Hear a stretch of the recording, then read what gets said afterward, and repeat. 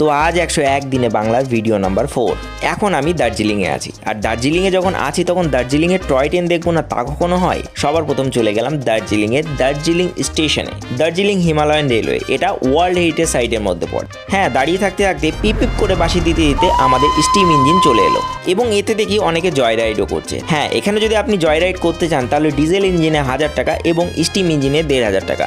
Just 1 ঘন্টার মধ্যে ঘুম স্টেশন থেকে ঘুরিয়ে আপনাকে এখানে নিয়ে আসবে। ঘুমের কথা যখন মনে পড়লো তো ভাবলাম ঘুম স্টেশনে চলে যায়। তো আমি ঘুম স্টেশনে চলে আসলাম, এবং ঘুম স্টেশনে এসে কি করলাম, ভাবলাম একটা গানই করি। किसका है ये तुमको इंतजार मैं हूं ना, देख लो इधर तो एक बार मैं हूं ना।